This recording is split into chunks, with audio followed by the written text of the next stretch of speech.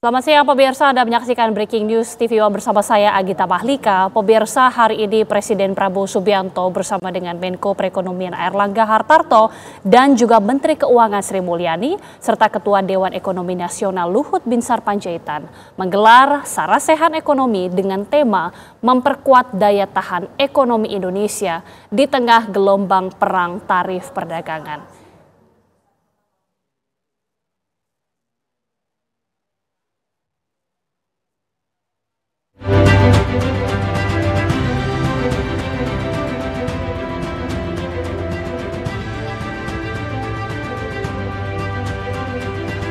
Mungkin pertama kali dalam beberapa tahun ya kita bisa menurunkan harga tiket pesawat.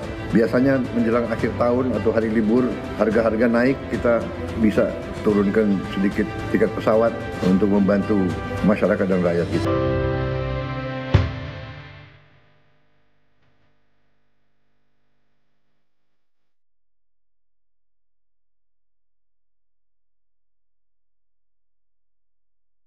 Kegiatan-kegiatan yang terlalu seremonial, sarasehan, terlalu banyak konferensi, terlalu banyak perjalanan luar negeri, mohon dikurangi.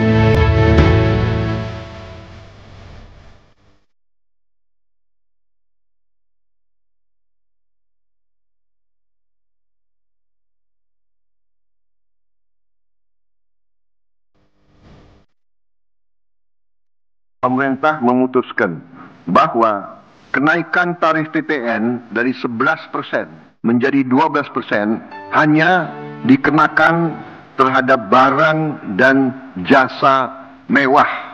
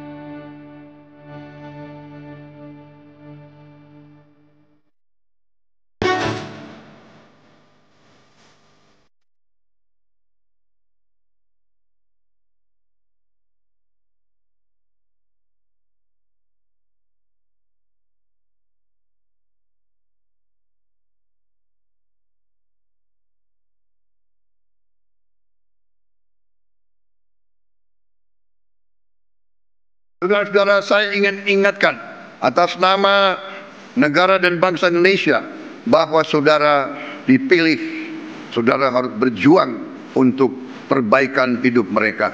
Itu adalah tugas kita.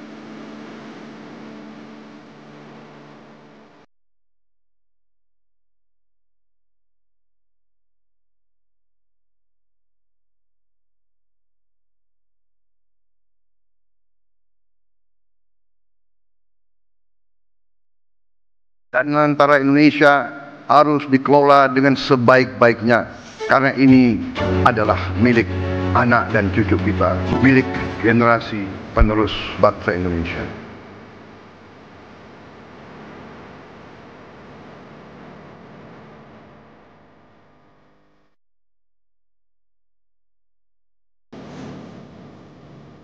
Dan bangga pertama kali dalam sejarah bangsa Indonesia yang punya cadangan emas ke-6 terbesar di dunia untuk pertama kali akan memiliki bank emas.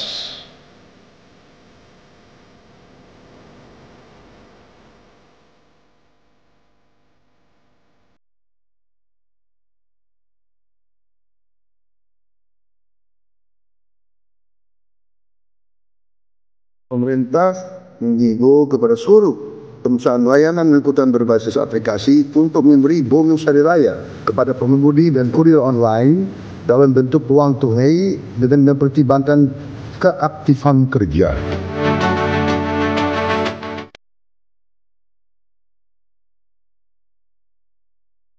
THR dan gaji ke-13 akan diberikan kepada seluruh aparatur negara di pusat dan di daerah, termasuk PNS, pegawai pemerintah dengan perjanjian kerja, prajurit TNI dan Polri, para hakim, serta para pensiunan dengan jumlah total mencapai 9,4 juta penerima.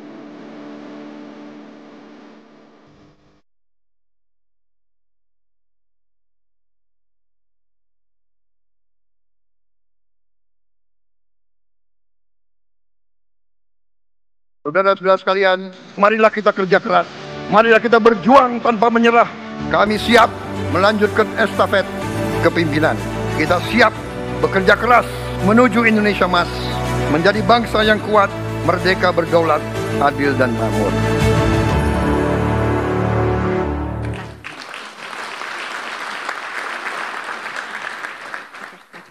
Hadirin yang berbahagia, selanjutnya laporan Direktur Utama Bank Mandiri, Bapak Darmawan Junaidi.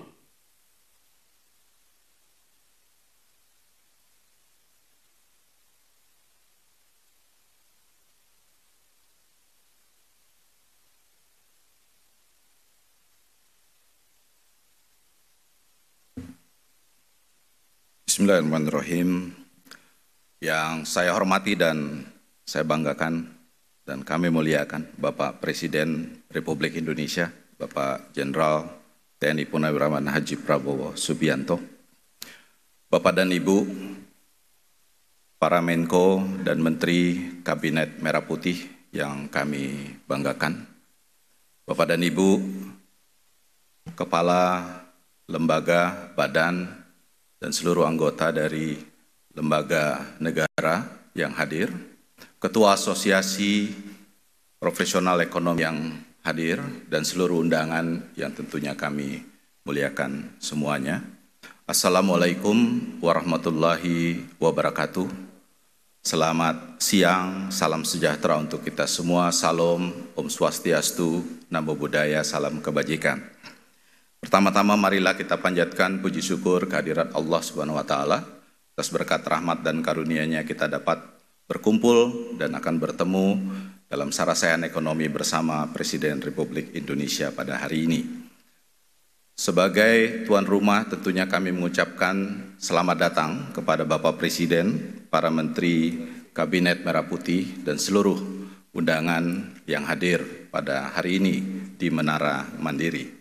Kami sangat berterima kasih atas kesempatan yang diberikan oleh Bapak Presiden dan para pemimpin nasional kita untuk Bank Mandiri menyediakan tempat pelaksanaan sarasehan ekonomi bersama Presiden Republik Indonesia pada hari ini.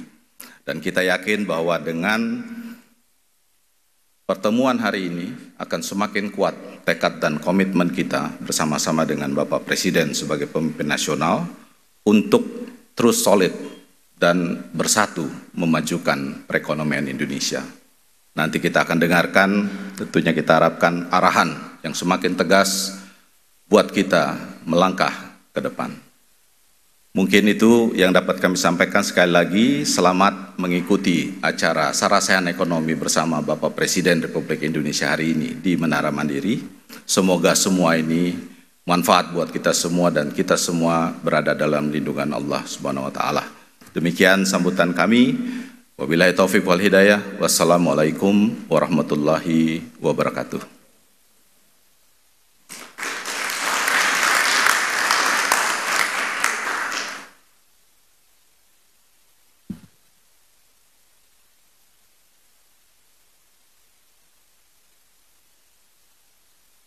Hadirin yang kami hormati, selanjutnya mari kita simak bersama pembukaan sarasehan ekonomi oleh Presiden Republik Indonesia, Bapak Prabowo Subianto.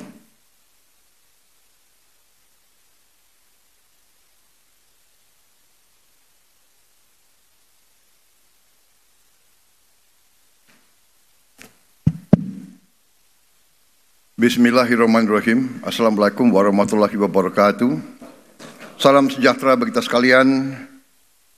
Shalom, Om Swastiastu, Namo Buddhaya, salam kebajikan. Saudara sekalian, Bapak-bapak, Ibu-ibu yang saya hormati, para Menteri Koordinator, Menteri Kabinet Merah Putih, Wakil Menteri Kepala Badan yang hadir, Gubernur Bank Indonesia yang saya hormati, yang juga adalah Ketua Umum Ikatan Sarjana Ekonomi Indonesia, ISAI.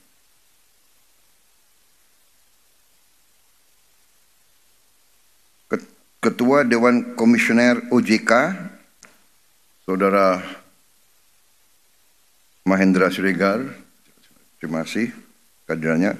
Ketua Dewan Komisioner Lembaga Penjamin Simpanan, Saudara Purbaya Yudi Sadewa. Ketua Komisi 11 DPR RI,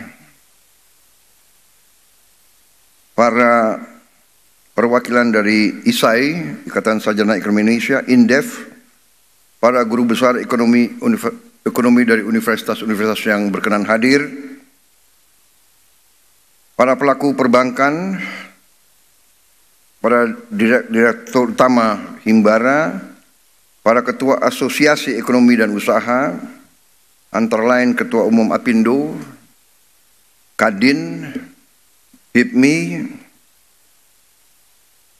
ini banyak singkatan-singkatan ya. AEI, PAI, APII, HKTI, saya hafal HKTI, AAJI, AAUI, AParindo, ASIPindo, CSIS, Perbanas Asuransi, Serikat Pekerja, Serikat Tani, dan lain sebagainya. Tolong nanti staff lebih rinci ya supaya jelas. Rekan-rekan pers, media, tamu undangan yang saya hormati. Tentunya sebagai insan yang bertakwa, marilah kita tidak henti-hentinya memanjatkan puji syukur kehadirat Tuhan Maha Besar, Tuhan Maha Kuasa, bagi umat Islam Allah Subhanahu wa Ta'ala, atas segala karunia kesehatan, kedamaian yang diberikan kepada kita sekalian, sehingga kita dapat berkumpul siang hari ini di Aula Bank Mandiri dalam keadaan sehat walafiat. Karena kita masih di awal bulan Syawal, saya ucapkan kepada seluruh umat Islam yang hadir, selamat Idul Fitri 1446 Hijriah, mohon maaf lahir dan batin. Saya sekali lagi ingin di sini atas nama pemerintah mengucapkan terima kasih yang sebesar-besarnya kepada semua instansi, semua lembaga yang telah bekerja keras sehingga bulan puasa Ramadan tahun ini dan acara mudik dan kembali dari mudik berjalan dengan baik, lancar, dan merupakan suatu prestasi yang dilaporkan kepada saya, arus mudik yang terbesar selama ini, lebih besar dari tahun lalu, tapi tanpa kemacetan yang berarti, dan yang lebih memuaskan bagi kita adalah angka kecelakaan yang turun secara drastis. 30% lebih rendah kecelakaan dibandingkan dengan tahun yang lalu. Ini adalah hasil kerja keras, dan ini hasil kerja keras daripada Kementerian Perhubungan dan Kepolisian Republik Indonesia, termasuk juga TNI. Untuk itu sekali lagi saya ingin ucapkan terima kasih kepada instansi-instansi tersebut. Kementerian Perhubungan, orang libur dia terus mengawaki pusat-pusat yang penting. Menara bandara tidak boleh berhenti, tidak boleh libur ya. Air traffic control kalau salah itu musibah yang besar. Para polisi yang sering dicaci maki, sering disalah-salahkan, Padahal mereka diterik siang matahari tanpa kita sadar. Mereka bekerja keras menjaga kita, mengatur lalu lintas. Jadi ini saya pakai kesempatan ini untuk menyampaikan penghargaan. Kadang-kadang kalau orang berbuat baik tidak pernah diucapkan terima kasih dan tidak pernah diingat. Kalau orang buat salah tidak pernah dilupakan, ya. Yang salah diingat-ingat terus. Yang baik nggak mau dikomentari. Nah, jadi saudara-saudara, terima kasih kehadiran saudara-saudara sekalian. Terima kasih Dirut Mandiri. Dirut Mandiri yang baru atau yang lama ya? Oh tetap. Yang lama diperbarui gitu. Ya. Jadi saya berpegang kepada filosofi, ya, the right man on the right place, the right man and the right woman on the right place. Jangan the right man aja, ya kan? Jadi kalau ada yang baik, ada yang handal, seperti pilot pesawat, ya kan? Kita nggak perlu tanya pilotnya itu agamanya apa, asalnya dari mana, ya kan? Nggak perlu orang tuanya siapa. Dia bisa bawa penerbangan dengan baik. Keselamatan ratusan orang di tangan dia. Ya, untuk apa diganti? Jadi kalau saya dituduh, wah ini ya kan, pakai orang-orang lama, ya kan? Nggak ada, saya hanya pakai orang yang mampu untuk bekerja untuk rakyat, bekerja untuk bangsa dan negara. Kalau dia mampu dan dia mau, kita harus manfaatkan. Jadi berada dalam posisi bekerja untuk pemerintah itu pengorbanan sebenarnya, pengorbanan, ya. Itu sebagai ucapan terima kasih saya minta acara ini diselenggarakan.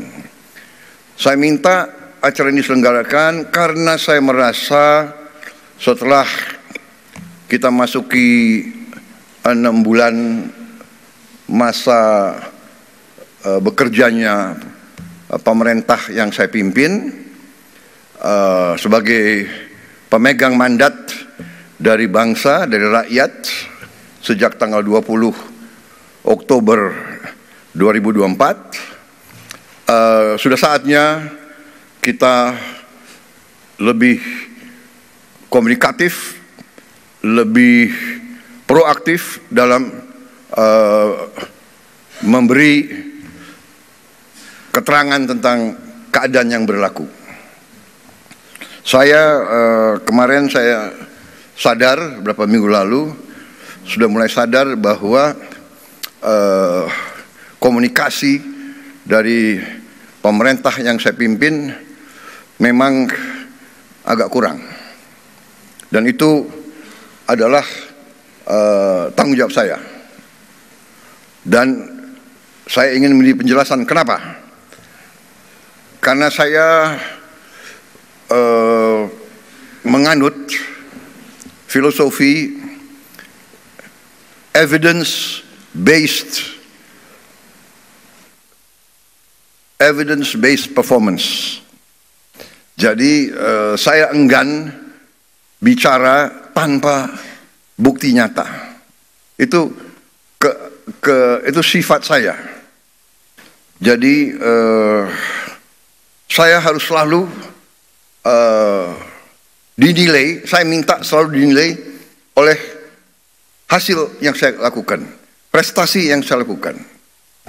Demikian yang saya minta dari rekan-rekan saya yang dekat. Saya hanya lihat mereka dari pengabdian mereka, dari prestasi mereka, dari energi mereka, dari niat mereka. Saya benar-benar tidak pernah nanya, apakah waktu saya seleksi menteri-menteri ini, apa saya tanya, Anda partai mana, Anda orang tuanya siapa? Kan saya tidak. Suku Anda siapa? Suku Anda apa? Agamamu Anda? Tidak. Evidence based. Nah, Dan saya percaya, saya kira, saya berpendapat sebenarnya rakyat pun akan menilai dengan hasil. Ya, saya memang sering diejek karena saya juga membuka kesempatan untuk diejek, ya kan? Kan saya bilang saya nggak suka orang yang hanya omon-omon. Akhirnya omon-omon jadi apa tuh? Jadi populer ya, dipakai di seluruh Indonesia itu. Iya kan?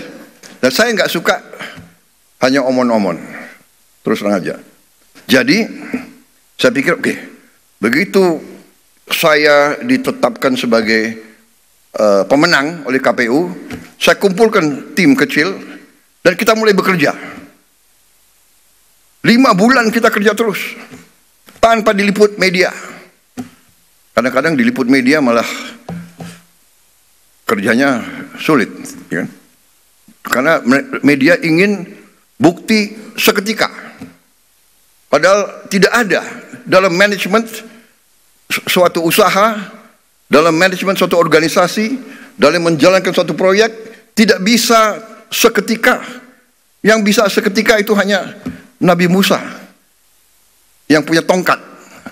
Kita manusia tidak bisa seketika. Semua itu adalah perencanaan. Perencanaan yang matang. Perencanaan dasarnya adalah pengumpulan data yang benar. Perencanaan, sesudah perencanaan, mencari awak, mencari orang untuk melaksanakan rencana itu. Rencana terbaik, gagasan terbaik, tanpa awak yang bisa melaksanakan, tidak akan berhasil. Sesudah itu, baru mulai. Dan sesudah pelaksanaan, baru kita lihat hasil. Ini adalah fenomena hidup. Nggak bisa kita tanam pohon, kita minta buahnya turun lusa. Tidak mungkin. Ini melawan hukum alam. Kita cari benih yang bagus, kita cari tanah yang cocok, kita harus ada sumber air, kita harus ada cuaca yang baik, kita tanam, kita rawat, baru hasilnya mungkin 5 tahun, 6 tahun. Ya kan? Pohon kelapa sawit yang sekarang menjadi apa itu bisa dikatakan miracle crop. Saya kemana-mana semua nanya, semua minta kelapa sawit dari Indonesia, kelapa sawit dari Indonesia. Kelapa sawit itu 5 tahun baru produktif, iya kan? 5 tahun, 6 tahun. Jadi dibutuhkan perencanaan, pemilihan personalia, pelaksanaan yang benar, dan keteguhan, ketabahan, dan kesabaran. Jadi saudara-saudara, waktu kita ambil alih pemerintahan, kita bekerja keras karena kita persiapannya sudah baik, dan kita sudah punya strategi, kita sudah punya keyakinan apa yang harus kita lakukan. Dan bagi kami sangat terbuka, kami sangat transparan, kami buat buku strategi transformasi bangsa. Dan kita sebarkan, saudara bisa buka di situ. Di situ jelas dan gamblang dasar-dasar pemerintah yang saya pimpin. Dasarnya adalah Pancasila dan Undang-Undang Dasar 45. Bukan sebagai mantra, bukan sebagai slogan, bukan sebagai moto, sebagai dasar pemikiran.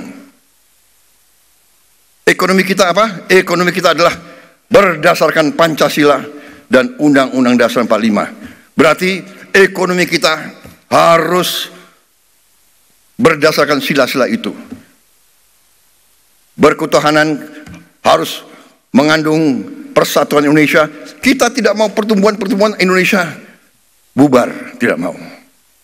Kita tidak mau menjual kekayaan kita dengan murah. Kita tidak mau menjual tanah kita kepada bangsa asing dengan murah. Semua tujuannya persatuan Indonesia, kemanusiaan. Kita tidak mau yang lemah ditinggal. Kita tidak mau yang miskin disuruh bersaing dengan yang kuat.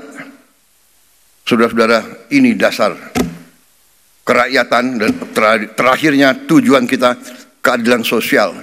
Ini yang mendasari pemerintah kita. Dan pelaksanaannya pasal-pasal ekonomi yang ada di Undang-Undang Dasar 45, pasal 33. Bahwa ekonomi kita, ya, azasnya adalah kekeluargaan. Saya ulangi, perekonomian kita azasnya adalah kekeluargaan. Tidak boleh ada orang yang lapar di Republik yang merdeka 80 tahun. Tidak boleh ada orang yang tinggal di bawah kolong jembatan. Ini menusuk rasa keadilan. Tidak boleh ada orang yang tidak makan. Ini yang mendasari dan kita buat strategi. Strategi kita ternyata adalah sejalan dengan PBB, dengan United Nations Sustainable Development Goal. Yang utama food, energy, water, dan SDG, sasaran SDG yang lainnya semua. Ini dasar kita. Karena itu, swasembada pangan menjadi sasaran kita, swasembada energi, swasembada dan manajemen air yang baik, dan tentunya industrialisasi supaya nilai tambah ada di Republik kita. Saudara-saudara, apa yang terjadi sekarang, goncangan dunia akibat negara yang ekonominya terkuat, membuat kebijakan-kebijakan, memberi peningkatan tarif yang begitu tinggi kepada banyak negara. Ini bisa dikatakan menimbulkan ketidakpastian dunia. Banyak negara yang cemas, ya. Padahal sebenarnya pendiri-pendiri bangsa kita dari sejak dulu, dan termasuk saya bertahun-tahun saya sudah ingatkan, mari kita bangun ekonomi kita dengan sasaran berdiri di atas kaki kita sendiri. Saudara, itu pembukaan, dan sekarang saya ingin mengundang beberapa tokoh dalam pengelolaan ekonomi kita untuk menyampaikan kondisi ekonomi yang apa adanya, yang real, the real situation. Mereka akan paparkan, kemudian kita buka kesempatan untuk ada tanggapan, ada sanggahan, ada pertanyaan, kita terbuka. Di zaman sekarang, pemimpin harus terbuka untuk masukan. Kita tidak anti kritik. Kita malah suka kritik. Kritik itu adalah membantu kita, membuat kita lebih aware, lebih waspada. Iya kan? Jadi kritik itu bagus menurut saya. Tapi kalau suatu program untuk menciptakan kondisi yang tidak rasional, iya kan?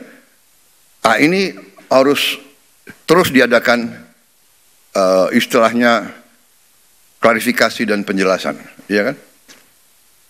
Umpamanya ada yang dengan keras yakin bahwa matahari tidak terbit dari timur, matahari terbit dari barat.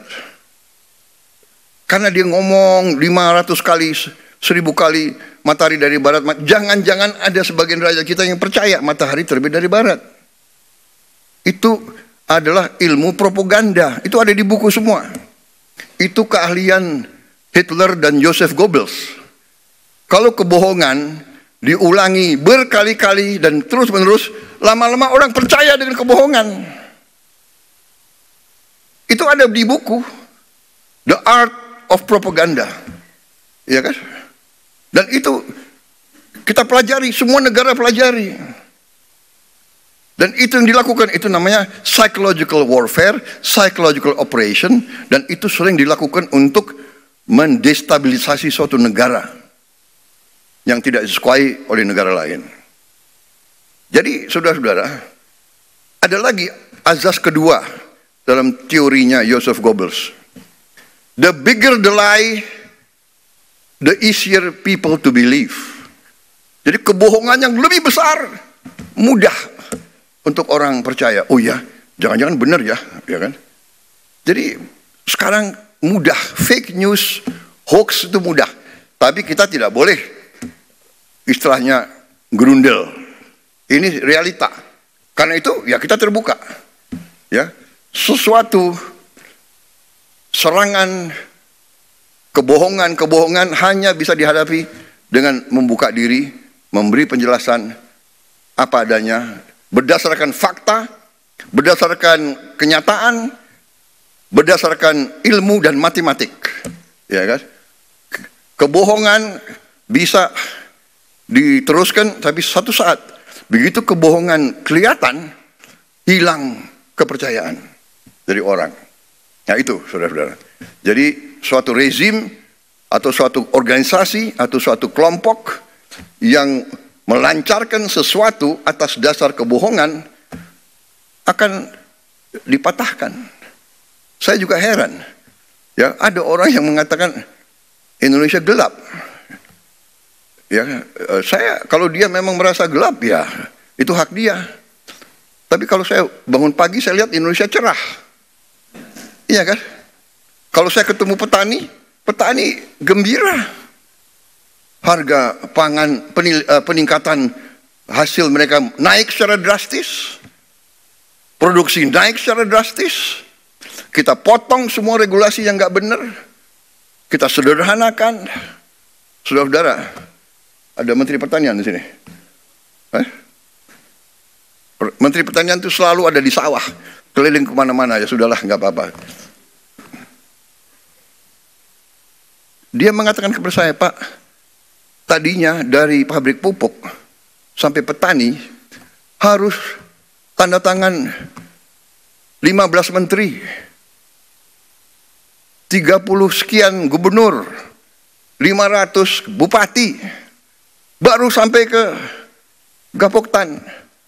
Saya bilang Menteri Pertanian tidak ada. Dari pabrik pupuk langsung ke petani. Gak ada lagi itu tanda tangan, langsung. Alhamdulillah, pupuk yang tadi langka, yang tadi banyak diselundupkan, yang banyak dikorupsi, sekarang sampai ke desa-desa. Hanya ada beberapa tempat yang masih, saya dapat keluhan dari Gubernur Aceh, pupuk di situ masih sedikit kurang lancar. Ya, ini segera kita akan atasi. Apa yang maksudnya? Begitu ini semua perizinan kita hilangkan, lancar itu arus ke produsen, produksi langsung naik, saudara. Jadi ini pelajaran bagi kita semua, dan inilah yang saya akhirnya ambil kesimpulan, oke, saya harus proaktif. Saatnya sudah ada evidence, ya sekarang berdiri agak lebih optimis, lebih percaya diri karena evidence-nya sudah mulai kelihatan. Ya, kita akan menghadapi tantangan, tapi saya bicara dengan tim saya, ternyata situasinya dapat kita hadapi dan bisa kita kendalikan, ya kan? Jadi saudara-saudara, saya sih tidak akan melarang orang untuk selalu memandang dengan kegelapan. Kalau ada orang yang mau lihat gelap, monggo. Tapi kalau saya lihat, saya optimis, saya bangga sekarang jadi Presiden Republik Indonesia. Kekayaan kita akan kita kuasai, akan kita kelola untuk sebesar-besarnya kepentingan rakyat. Mungkin banyak kecewa, tapi dibandingkan dengan ratusan juta rakyat kita yang akan merasa bahagia, yaitu tugasnya pemerintah. Saudara-saudara, waktu saya minta disederhanakan arus pupuk ke petani, pupuk dari pabrik milik pemerintah, pupuknya disubsidi pemerintah, uang rakyat, iya kan? Kenapa terlalu banyak perantara? Kenapa terlalu banyak middleman? Hak apa mereka tuh mengutip uang rakyat untuk rakyat? Jadi saya bilang hilangkan itu semua. Ada yang datang ke saya, Pak, ada 29.000 distributor yang marah sama Bapak. Oh ya? Hati-hati loh Pak. 29 distributor itu punya konstituen. Oh ya? Saya bilang. Ada berapa petani di Indonesia? Saya tanya Menteri Pertanian, Pak. Hampir 30 juta Pak. Oke. Keluarga mereka 4. 29.000 lawan 120 juta, menang siapa? Oh, lebih baik saya membela 120 juta rakyat daripada mereka-mereka itu.